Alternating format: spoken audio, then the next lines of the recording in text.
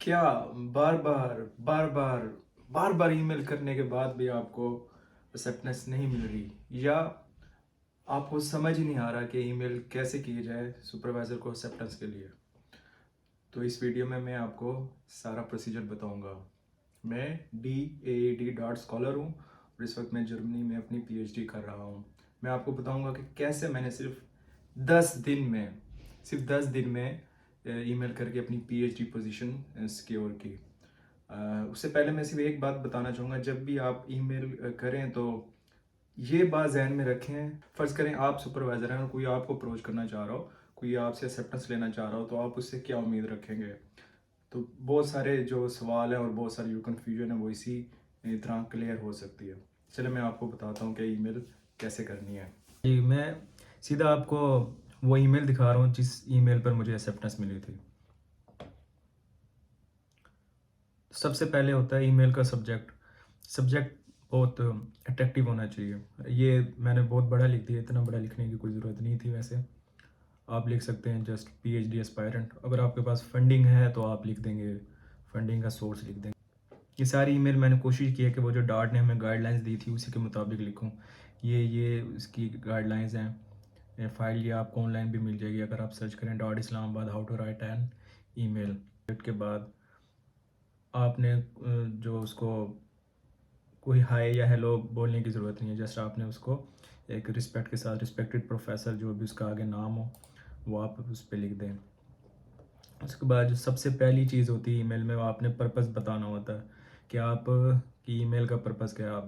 आप दो आपने ऑलरेडी इसको सब्जेक्ट में लिख दिया, लेकिन आप फिर भी इसको लिख सकते हैं। उसके बाद फ़ौरन आपने उसको ये बताना है कि मैं आपके पास अप्रोच कर रहा हूँ और मैंने आपको स्टडी किया, मैंने आपको रीड किया है, मैंने आपकी वेबसाइट से जाना है कि आपका रिसर्च इंटरेस्ट क्या है। अगर कोई आपको अप्रोच कर रहा है और आपको वो पढ़ के आपके पास आया तो आपको खुशी होगी कि ये बंदा जो मेरे पास आ रहा है इसने मुझे स्टडी किया। तो ये लाइन आपने ज़रूर लिखनी है। इसको स्टडी भी करना है सुपरवाइज़र का जो रिसर्च इंटरेस्ट है उसके। एक रिसर्च इंटरेस्ट भी हो सकता है, एक से ज़्यादा भी हो सकते हैं। कोशिश करें वो रिसर्च इंटरेस्ट जो आपके रिसर्च इंटरेस्ट से मैच होता है, आप वही वाला रिसर्च इंटरेस्ट और उसकी जो भी रिसर्च है उसको आप यहाँ पर मेंशन करें। इसके बाद जो अगला पोर्शन है उसमें आपने अब अपने आप को इंट्रोड्यूस करवाना है कि भैया आप क्या चीज़ हैं। आपने अब मास्टर्स का जो अपना थीसिस होगा, रिसर्च होगी, उसको भी यहाँ पर बताएं कि ये मैंने जो थीसिस की थी। अगर आपके रिसर्च पेपर है तो वो भी आप इसमें मेंशन करें। मेरे पास कोई रिसर्च पेपर नहीं था सो मैंने नहीं किया।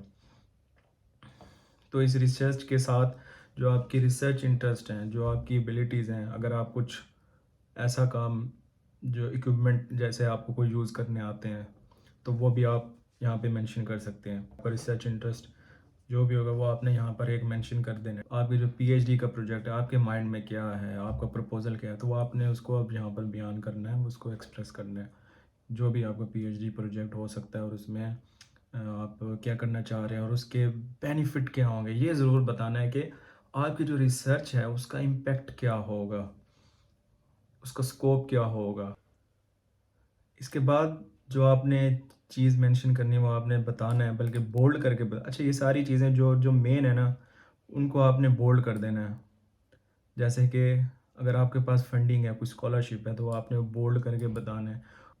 इसके बाद एंड में अगर आप ये लिख देते हैं, अगर आप मुझे एक्सेप्टेंस दे देते हैं तो मेरे लिए बड़ी फ़ख्र की बात होगी, तो मैं आपको मायूस नहीं करूँगा, तो मैं अपना 100% दूंगा। इस तरह की बातें ये अगले पे डिपेंड करता है कि वो ऐसी बातें सुनना चाहता है कि नहीं सुनना चाहता। तो ये ऑप्शनल है, इसका लिखने की ज़रूरत है भी सही, नहीं भी है। इसके बाद आपने लिखना है कि आप कौन कौन से डॉक्यूमेंट अटैच कर रहे हैं।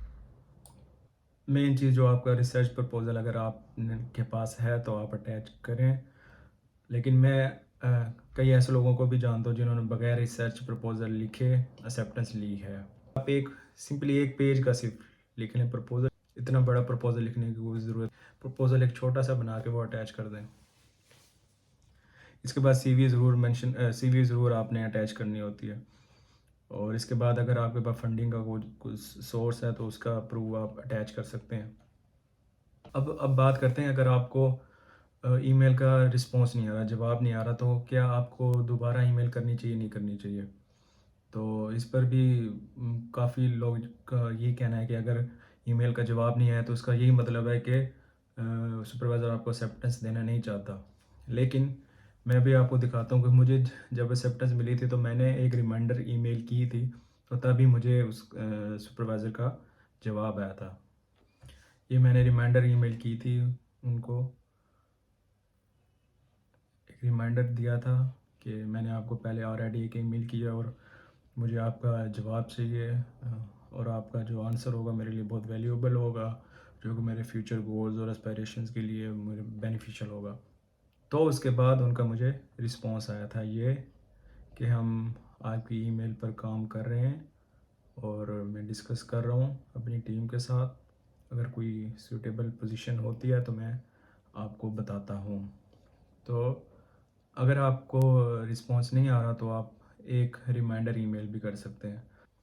اب ای میل کی لینتھ کی بات کر لیں، آپ نے دیکھا ہوگا کہ ای میل کی لینتھ کافی زیادہ ہے. تو کچھ لوگوں کے خیال میں کہ ای میل کی لینتھ اتنی زیادہ نہیں ہونی چاہیے. کچھ کہتے ہیں کہ ای میل کی لینتھ اچھی اور اتنی ہی ہونی چاہیے کہ آپ اپنا میسیج کنوے کر سکیں. تو میں بھی یہ کہوں گا کہ اتنی ای میل کی لینتھ ضرور ہونی چاہیے کہ آپ اپنی ہر بات ایزیلی کمیونیکیٹ کر دیں، ایزیلی ایکسپریس کر دیں. تو جی، ای میل کرتے ہوئے سپروائزر کو اپروچ کرتے ہوئے ان باتوں کا ضرور خیال رکھیں. اگر کوئی سوال ہو تو ضرور پوچھیے گا. اللہ حافظ.